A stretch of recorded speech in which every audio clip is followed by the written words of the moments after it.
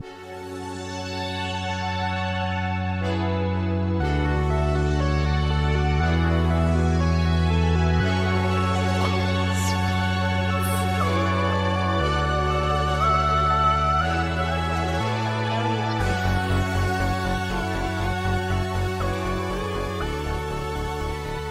everyone, welcome back. My name is Adam Cresswell, and this is Winter is Coming, a podcast about housing justice in Kitchener-Waterloo and beyond. And of course, we say Kitchener-Waterloo because many of us are familiar with it on our Google Maps and Apple Maps and things like that. But this is a territory of the Haudenosaunee, Anishinaabe, and neutral peoples. And today we are chatting with Cathy Baer.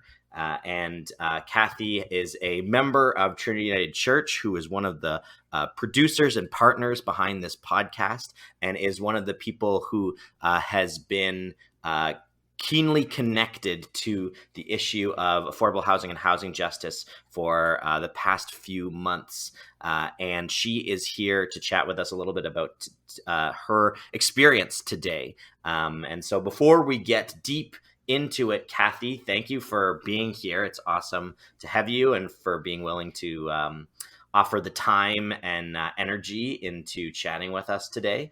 And to be able to go on a podcast is not everyone's super close comfort zone. So we appreciate the willingness to join us and try something new here. You've been a member of Trinity for a while now, and something that may have been more relatively new is Trinity's specific interest and investment in the issue of affordable housing and housing justice. Can you talk a little bit about what was your first introduction to the issue of housing justice and affordable housing? How did it first kind of come to your attention? That's a great question. And when I think back, it actually dates back to about 2010. And that's when I became a vice principal. And at that point, I was the vice principal at William G. Davis Public School, which is in the Preston area of Cambridge. And I know in that role, of people who went to William G. Davis that I went to high school with. Do you really? That's oh amazing. My gosh! So you might have been the vice principal of a bunch of my friends from high school. So that's hilarious. It's a small world, isn't it? Yeah. And in that role, I was really involved with Langs, trying to find as much support as I could for the students at the school. And I also really, for the first time, became aware of a number of students who were living in poverty. It's a very low socioeconomic neighborhood. For some, right close to the school. And that was a real eye-opening experience for me. I was then transferred to Howard Robertson Public School as a vice principal, which is in the Centerville area of Kitchener, another low socioeconomic neighborhood. And I remember driving into the parking lot one morning and saw a whole bunch of mattresses piled by the dumpster. And when I asked, what was going on, I was told that it was likely another family being evicted, which was new to me. I hadn't noticed that before. In 2013, so just after I had become a vice principal at Howard Robertson, Trinity had something called Mission X. It's kind of based on the TEDx model. And they invited members of the community and members of the congregation to share ideas which might help sow seeds for potential mission work and discipleship for Trinity United Church in downtown Kitchener and beyond. So I put my application in, and I had a 10-minute presentation that was entitled Raising Awareness of the Needs of Children Living in Poverty in Our Community. And at that time, I was mentioning to Trinity about a holiday gift program that was run by staff at Howard Robertson. And so our families could, make requests for clothing or toys or household needs. And very generously, Trinity United Church financially supported that program for a number of years. And then last summer, officially, my official journey into learning more about housing justice and affordable housing came when I was invited to join the Trinity United Church ad hoc Affordable Housing Committee last summer. Yeah, and as we chatted a little bit before recording this, we talked about the idea that many of us, myself included, and yourself included, would not consider ourselves experts in this issue. We're folks who attend a local church or are part of a local community, and have had this issue obviously come to our attention, and it's been obvious because in the last, I would say, year or so, over kind of 2021 and 2022, really dating back, really I would say maybe dating back to the start of COVID, the issue of housing in Canada has been a dominant story in the headlines. And I would say, from my vantage point and experience, primarily what we're seeing is because the cost of what's called market real estate, so the ability to buy a house or buy property, has been in the headlines because of the sort of runaway train of lack of affordability and soaring house prices. But of course, market ownership and the ability to say, I want to buy a house that I'm going to live in, or perhaps even use as an investment property. That's sort of the tip of the tip of the tip of the iceberg of a much larger and deeper problem that affects many more people than just those who could entertain the idea of buying a house. And so leaning into this issue of affordable housing and housing justice in general probably was a huge learning curve. And for many people listening as well, they might know a little bit from headlines and stories, but be interested or even passionate about learning more and being able to do more. And so it's really exciting to have you on as well, as someone who would say, well, I'm not an expert, because I think a lot of the people listening today would come from that perspective of saying, I kind of know about this issue, and I know that there's something that needs to be done and change needs to happen, but I'm not an expert and I don't really know what to start. So could you chat a little bit about your experience with the Affordable Housing Committee at Trinity, and tell us a little bit about what that was like, maybe what you learned, what was surprising to you from going from someone who's at the outside here saying, all right, now I'm going to sort of get this crash course to the start of this issue. Can you talk a little bit about that experience? Mm-hmm. Yes, I can. So spring of 2021, the congregation at Trinity determined that affordable housing would be our primary mission for financial resources for outreach, and that was due to a survey of the congregation. So that June, the board passed a motion to form an ad hoc committee to investigate the continuum of regional housing needs over the summer and consider if we are informed enough to make decisions for support, or should engage another organization to act on our behalf, and consider how to engage the congregation to become adequately informed for an effective decision. A 6-member committee, led by Janet Howitt, had 5 other members: Diane Vandenberg, Mark Breathwaite, Keith Summers, Dave Rutherford, and myself. We met weekly over a span of 3 months during the summer and reached out to multiple organizations and multiple times. It was clear in our research that there was great need in KW and not enough funding or resources. It was very difficult to decide which organizations should receive funding, and so we narrowed down our criteria to organizations that are using the money in a very timely fashion, meeting the needs in the Kitchener core area, offering more than housing, supported housing, offering funding to groups that find challenges to funding, and working our mission to support vulnerable people, newcomers, children, youth, and families. Based on recommendations from our committee, Trinity generously allocated $200,000 in October of 2021 to support 5 organizations. $60,000 to Reception House for their work in welcoming our refugees from Afghanistan, $60,000 to the Working Center to renovate their upper floor into apartments, $50,000 to One Roof to put towards their new location on Sheldon Avenue, $20,000 to Menno Homes to help finish the renovations to the house on Mill Street, a new home for a Syrian refugee family, and $10,000 to Lutherwood to support their youth shelter. The ad hoc committee also made several recommendations to the board to consider how to handle granting in 2022. And on November 24th of 2021, the board passed a motion that Trinity develop a partnership with KWCF, Kitchener-Waterloo Community Foundation, to explore annual disbursement processes for best use of legacy funds for supportive housing initiatives in the future. Dave Rutherford, one of our committee members, reached out to Lynn Short at KWCF to discuss this new multi-year partnership with Trinity, and Lynn was eager to support this new relationship. In February of 2022, Lynn reached out and offered me a volunteer position on their Community Grants Committee. This role would give me firsthand knowledge of how the applications are reviewed and give Trinity a voice at the table. This year, KWCF had 2 million in requests for funding through the community grant stream. In April, the review subcommittee started their work. With approximately 40 volunteers and over 60 applications to review, I was placed in a team of 3 to review 6 applications in detail.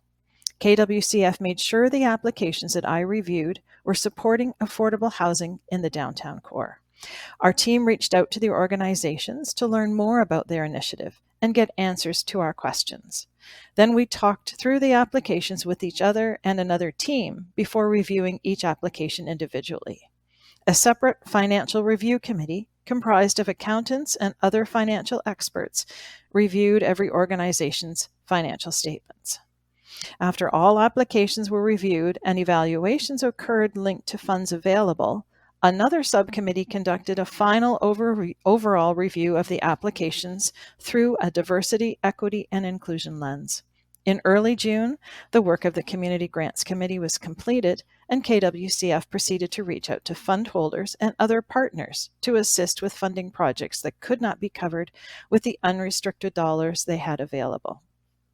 Trinity had agreed to be one of those partners and provide $80,000 in support to affordable housing projects. Based on the criteria provided by Trinity's ad hoc committee, we were provided with 6 applications for consideration. I reached out to Trinity's ad hoc committee and we met twice in June to review the 6 applications and determine our recommendations for 2022 granting. We selected the applications that focused on the criteria we set out the previous year, were inclusive, and we landed on the following for our total granting of $80,000. $20,000 to Community Justice Initiatives for their Waterloo Region Home Share with Youth program, which, in partnership with Family and Children's Services, will house youth transitioning from care. $20,000 to Tiny Home Takeout for staff costs and increased food costs as they continue their work in providing nutritious meals in downtown Kitchener.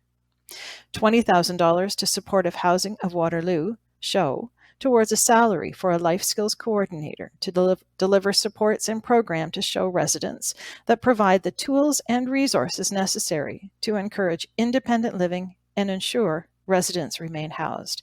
And $20,000 to Menno Homes for their Beyond Housing Tenant Wellness program that assists tenants in retaining their housing by building on their individual and community capacity to improve their health, well-being, and mental health. Something I'm really grateful for with the sort of detail and the way you laid out really kind of the broad strokes of this step-by-step process is there may be folks who are listening who are attending other United churches or any kind of church or leaders in local community groups, whether they're faith-based or not, who perhaps have been asking themselves, what can we do? Whether they're in the Kitchener-Waterloo region or beyond, asking themselves, what can we do about this issue? And I find a lot of community groups and churches kind of know where to start in terms of a learning journey and going, maybe here's a podcast like this one you're listening to right now that we can listen to, or here's a YouTube video or a workshop that we can attend, or a Zoom session on this. But going from sort of the learning and analysis stage to actually the action stage, and saying how can we leverage the resources we have, both in terms of people and time and talent, and of course financial resources to actually start acting. That can be a big that can be a big gap for folks who want to act but just don't know how to get there. And so I really appreciate the work that Trinity has done in being committed to saying we don't just want to learn about this, we actually want to be engaged in doing something about it. And I really appreciate you being able to kind of walk through for those folks who might be listening right now from a community group or a church, or might be individuals who say, I have financial resources that I want to invest. What do I do? This is a great example of one way that you can build a process to be able to support housing justice wherever you are. So yeah, I just really appreciate how you went through that. Can you talk a little bit about what the experience was like, maybe for you personally and for the other members, and what came out of the experience? You kind of laid out what you all did, but what was it like to be part of this on a personal level? It was an incredible experience. Huge learning curve for me. My other committee members, not so much, actually. I was very humbled to be included, as they are much more informed about mental health supports in our community, and much more informed about affordable housing and what is happening locally. They are deeply committed to social justice, and we had great discussions. Every voice, every opinion was listened to with respect, and there was great follow-up by all committee members. It was a real team effort. And I think we had really great communication. I mean, that's always one of the hardest things. Yeah. But I think we certainly tried our best. Keith looked after the technology for our virtual meetings and our shared documents, and we shared through with the congregation, because with e-blasts in our Friday email, a minute for mission during services, including video messages from the organizations. We sent paper copies to all Trinity members and provided updates at board meetings. We really wanted to invite the congregation to go on this learning journey with us. Yeah, and again, that's great, because a lot in my experience working with churches, there can be a small group of something who's passionate about either an issue or a particular topic, but to actually have an entire congregation would be sort of insider church lingo for the community, the quote unquote membership. And so to actually be really intentional about inviting the entire congregation on this, not just kind of having this be sort of a special project over here to the side, or that meets in this room once a week, or that does a Zoom call, but to actually follow up and invite both the learning journey and, of course, the investment in terms of time and resources and finances, to invite the whole membership of the community to be a part of it. I think that's a really important thing not to overlook for other churches or community groups who are interested in doing this work, or again, individuals that can invite people in their sphere to come along in this, because it is clear that this is such a huge, I won't even say topic. This is such a huge problem, the problem of housing justice, or rather of housing injustice where we live,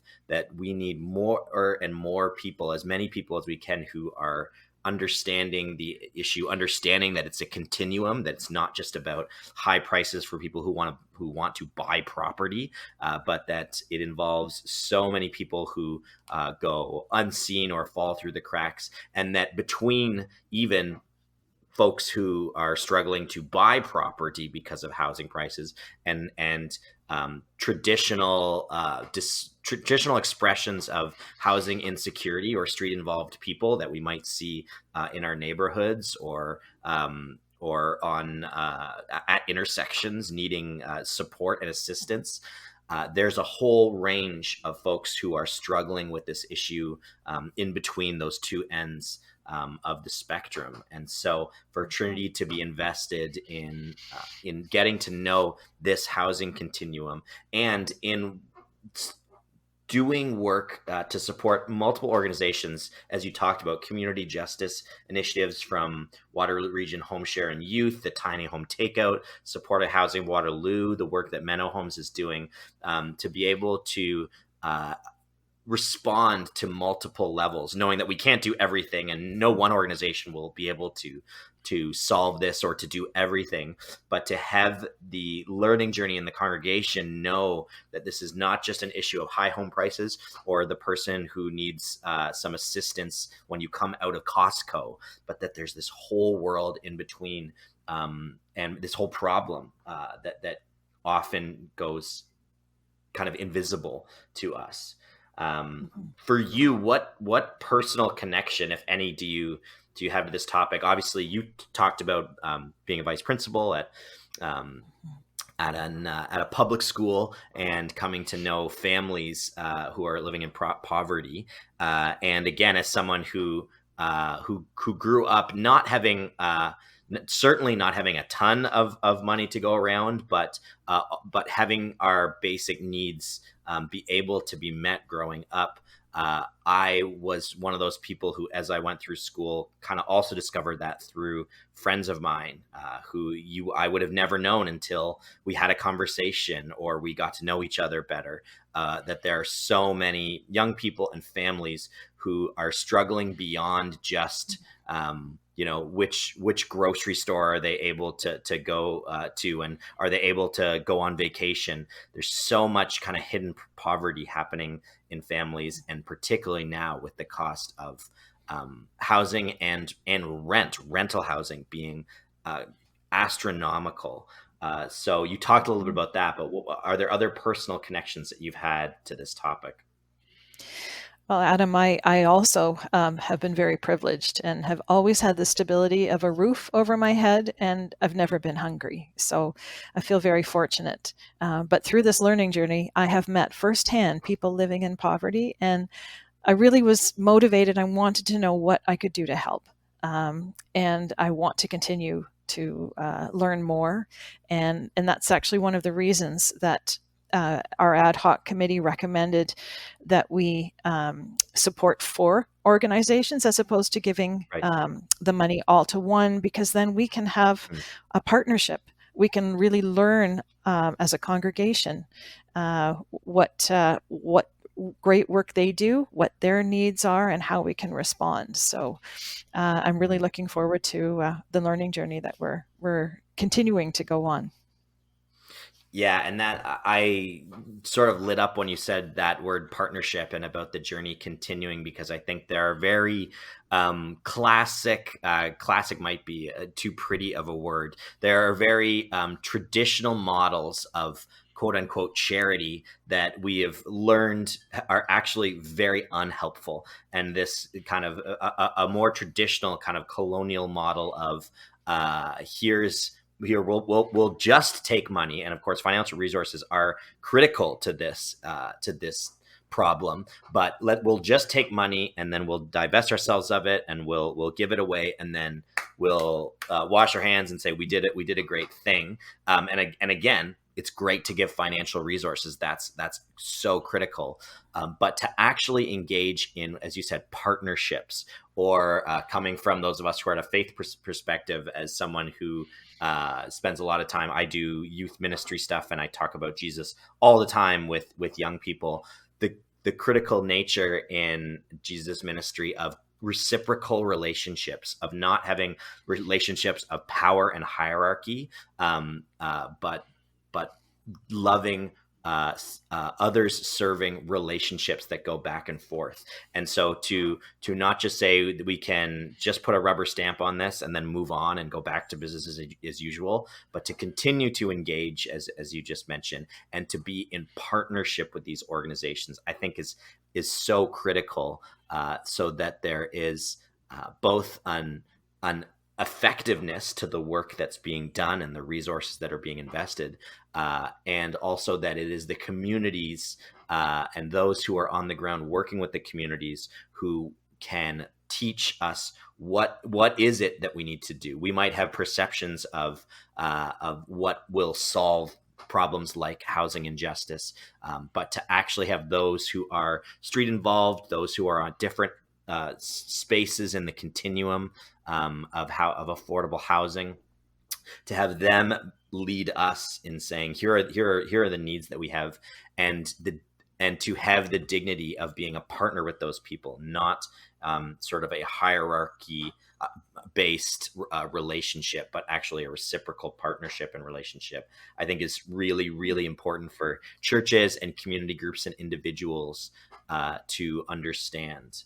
And how do you see, as someone who is a resident of what we now call Kitchener-Waterloo, which is the traditional territory of the Haudenosaunee, the Anishinaabe, and neutral peoples, how do you see housing injustice, or perhaps housing injustice, played out in your local community, in what we now call Kitchener-Waterloo?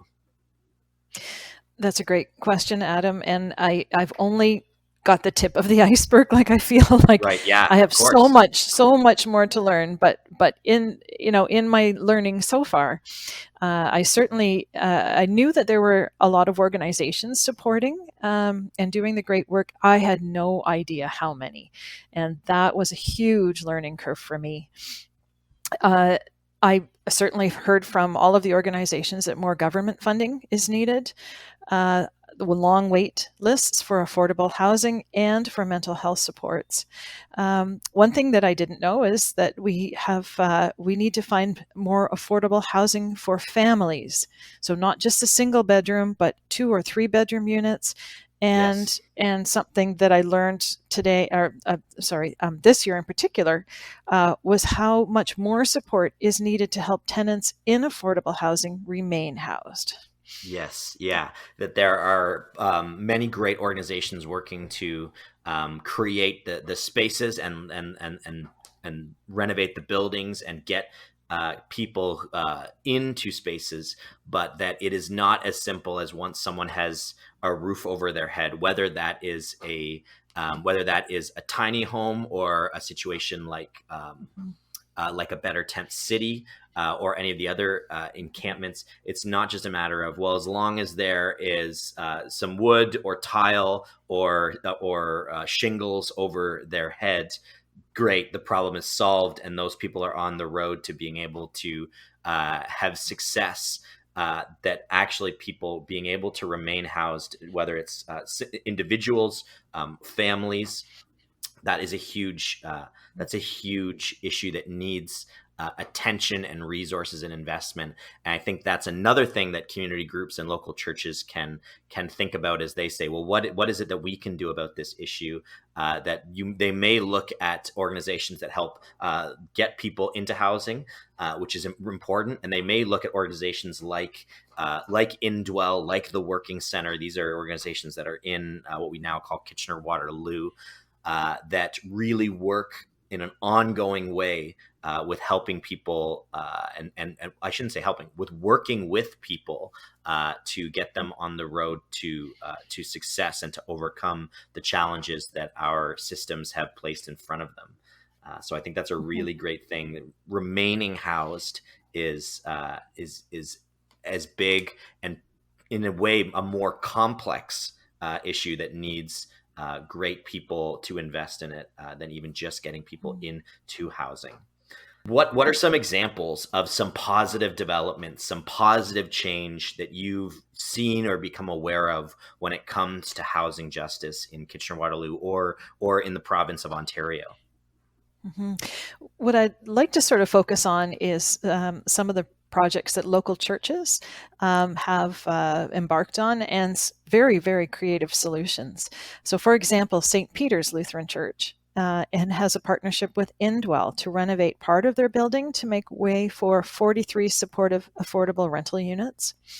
St. Paul's Evangelical Lutheran Church partnered with Menno Homes to build an affordable housing structure at Bridgeport and Lancaster that includes 48 rental units, but it also includes multi-purpose spaces that has worship space for St. Paul's and a space for a new home for Parents for Community Living, which I think is a great example of building community. And then I also think of Indwell and how they are renovating the St. Mark's Lutheran Church building near Grand River Hospital, creating 43 supportive, affordable rental units. So I'm very impressed and continue to be looking forward to other churches or other other creative solutions as how we really build community.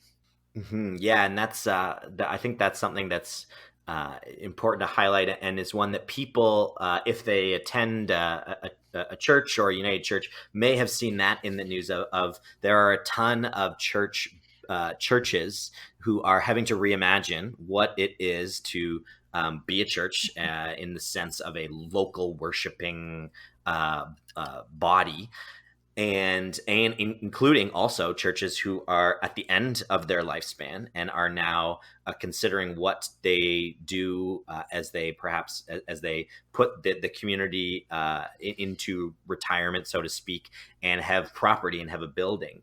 And so the ability to consider leveraging resources of either a congregation that's reimagining or a congregation that is ending its time together to respond to housing justice, which again, you don't just have to be in places like Toronto or Hamilton or Kitchener-Waterloo. There is a need for affordable housing across this country. And so the ability to consider, as those decisions are being made about property and about buildings, how the issue of housing justice could be addressed through the work, and as well how reconciliation and decolonization and working with Indigenous communities first, and to consider land back as ways to faithfully continue to carry out, whether it's in the reimagining or in sort of the retirement of the congregation, to faithfully carry out what I would hope would be the mission of many congregations, is a really important thing. And I know that Trinity, of course, in their history in the last few years, in reimagining what Trinity was going to be in the future, and in frankly kind of divesting themselves of a building, was able to also engage. So I do just want to highlight that Trinity has done work even before this committee, as well, being one of the churches that pioneered that, of having affordable rental units as part of what became what took place on the property after Trinity left it at Frederick Street. And it's great to hear about and to highlight St. Paul's, St. Peter's, St. Mark's, and I know that there are others as well that are able to, in their reimagining of the future, really address this topic in different ways. So that's really great, because I think probably a lot of folks from different United Church land are some of our listeners here. And so that's a really helpful kind of connection point. But we know as well that this problem isn't, it's not all forward momentum. What is one example of a negative or a worsening development that you've seen when it comes to housing justice in KW or in Ontario? Yeah, well, the first thing that comes to mind is the bulldozing of the homeless encampment last November of 2021. I just felt it showed a lack of respect for those calling that location their home, and a lack of respect for their belongings. So that certainly is what comes to mind when I think of a negative or worsening development. And we know that there is an upcoming, depending when you're listening to this, an upcoming decision on the community that is on Victoria Street, the encampment that is on Victoria Street. And we've seen in the news, particularly in places like Toronto, but also in places like Kitchener-Waterloo and Hamilton, really the criminalization of homelessness, where street involved people and folks who don't have housing because of a system that completely prevents them from getting a leg up, whether that is because of financial situation or mental health. Folks who are not able to go into the traditional models of supportive housing, whether that's shelter or otherwise. Essentially, having their space criminalized, and having their possessions destroyed and stolen, and so the ability for, I think, community members and especially, I think, I know we in this chat, because we're coming from a year experience at a local church, folks who are local churches can be huge advocates and allies, and can show up when those decisions are happening, or when there are operations going on to assault those communities, or to destroy those communities. Local churches and particularly faith leaders can be huge allies in standing up for encampments and against the criminalization of encampments and homelessness. And of course, we know that we all want to see. No one wants to see encampments be the long-term solution. But as winter approaches, and as we continue to not have the supports we need, and in a place such as what we now call Kitchener-Waterloo, where street-involved people, or what we traditionally call homelessness, has tripled in the last couple of years, we know that we need to do better than simply criminalizing folks who their best step forward right now is to be able to live outdoors. And so we need something better than simply destruction and assaults on these encampments. And so church goers and faith leaders and community leaders showing up for those is a huge way to support those encampments. What have you learned about this topic, maybe that was new to you, or that was surprising through being a part of the affordable housing community? What was maybe something that you thought, wow, before that I had no idea of X? Mm-hmm. And I think it really, when I thought about affordable housing, I was just thinking of the building. But what I've learned is that anyone living in an affordable housing location needs at-home supportive housing, supports readily available, and so that the tenants in affordable housing can remain housed. And we've heard that from a number of the organizations that we're partnering with. And so that was something. It's not just the building that's needed, it's the support to support the tenants in the building that's equally as important. Yeah. And what's something that maybe surprised you as you learned about this? Well, I knew we had long wait lists for affordable housing, Yeah. and I knew and for wait lists for mental health supports. I had no idea how long. Like some of our organizations were saying, some of their tenants were waiting 7 years, sometimes longer than that, depending Wow. on the person's needs. And the pandemic has made this situation much worse. So Right. so we thought in 2021 that this was it was a crisis in medical, for our medical profession, and yet it's worse this year. So that is something that I learned. Wow. And when you say it almost passes by me quickly when you can just throw out a number like 7 years. But if you think about, if you were an individual, or if you're someone with a family, if you had 1 week where you didn't know where you were going to go, or how to have safety and housing, 1 week would feel like a lifetime. And so to think 7 years, 7 winters, seven potentially blistering hot summers, it's almost, for those of us who live in such privilege, it's almost unimaginable. And so the need to be able to stare this issue in the face and say that, and particularly to say to community leaders and those with resources to help, that it should be beyond unacceptable. 7 years, depending on a person's need, for someone to have housing that is searching for it. That is really staggering.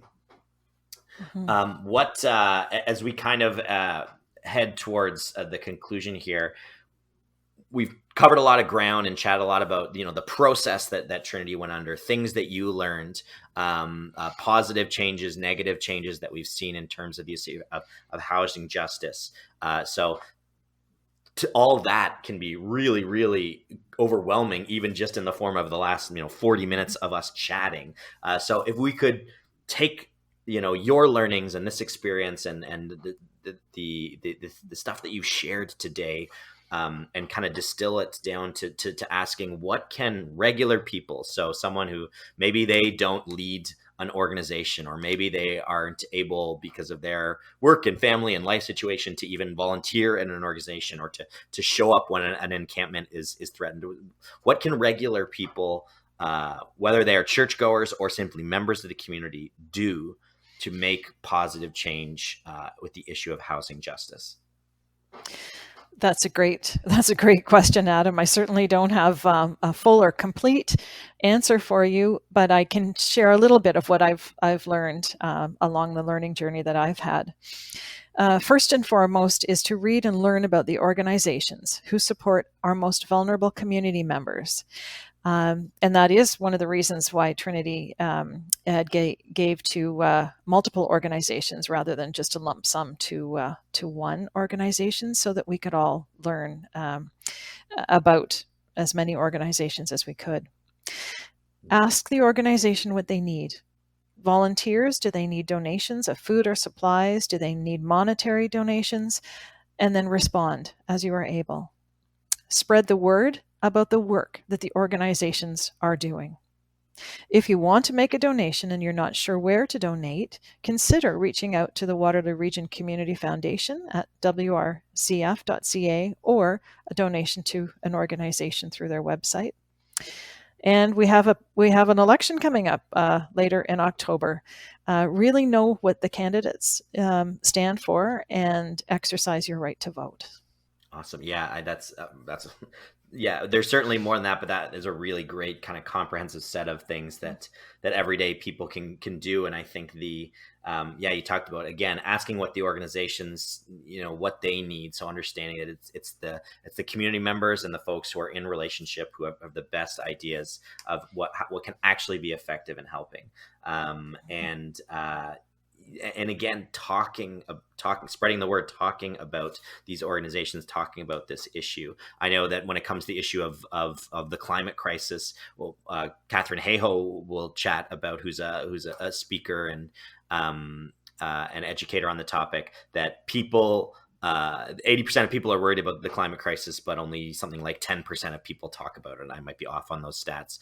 But I think that really applies as well to the issue of housing justice. The more we can have conversations, around the dinner table, or after church at coffee hour, or when you're, I guess at work people don't really have water coolers anymore. Maybe they do, but standing around on break to be able to talk about this issue, I think is a huge thing that we can do. And especially then, you also mentioned being able to give of financial resources and being able to use your vote. And I think it's easier for us in high profile elections, whether that's federal or provincial, to be invested. But so much happens at the local and municipal level, at who your city councilors are, who your school board trustees are, to a lesser extent, and who your mayoral candidates are.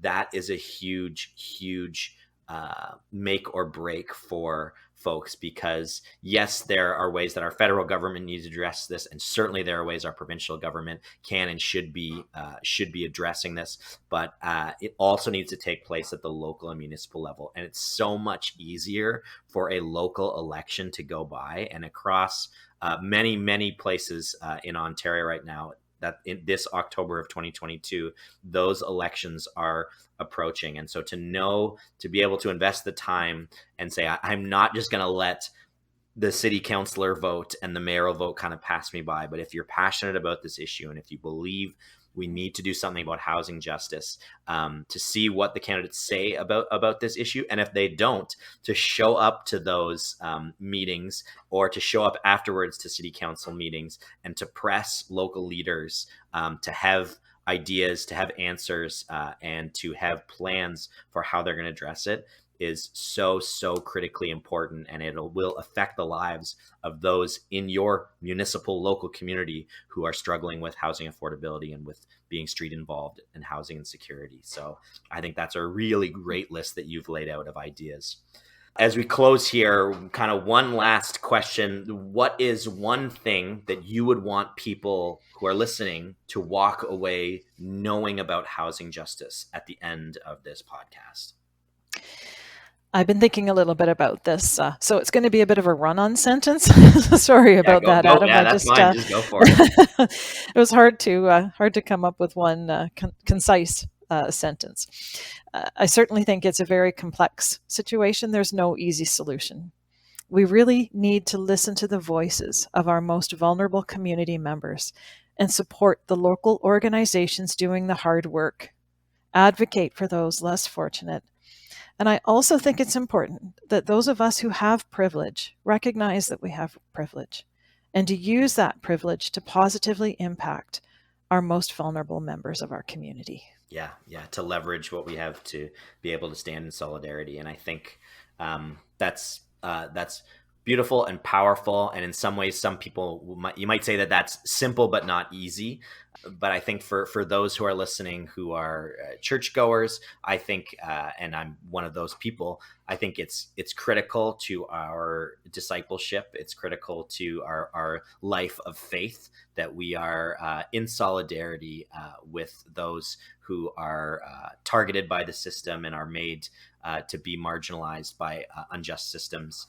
And so I think that's really powerful for folks who are faith-based people and for anyone who believes that we can and should and must do more for housing justice in this country. And I will walk away really thinking about what you chatted about, your time as a vice principal at a public school, and those young people, children, families who are struggling through, in many ways, an invisible poverty, but they're your classmates. They could be your neighbors, and so to remember that this is something that probably impacts everyone personally in a way, whether they realize it or not. It is likely that everybody here listening knows someone who is struggling with housing injustice in whether it's what we now call Kitchener-Waterloo or what we now call Ontario or what we now call Canada. And so I'm really grateful for your work with Trinity, Cathy, and for your investment in coming here today and laying out what regular folks, whether they're churches or community groups or individuals, can do, and for sharing what you have learned through this process. Because for all of us who go, well, I'm really passionate about this, or I really think something needs to be done, but I'm just a regular person and I'm not an expert. You, Cathy, are a great example, as are the other folks on the committee, to say you don't have to be an expert to be able to invest time and energy and resources into making positive change. And so if you're listening, Cathy is the example that we're not off the hook. Me and you listening, we're not off the hook if we're not experts, or we just consider ourselves ordinary people, because great people who are not experts like Cathy are doing incredible work and continuing their journey. And so I'm very grateful for you coming on today, and even more grateful for the work that you and the committee are doing, Cathy. Thanks so much for being here. Oh, you're very welcome, Adam, and I appreciate the opportunity to share a little bit of the learning journey that I've been on. I am very passionate about this, and my learning journey really is just beginning. And so thank you very much for your time as well. Awesome. Thanks very much for listening, everyone, and we will see, or you'll hear from us next time.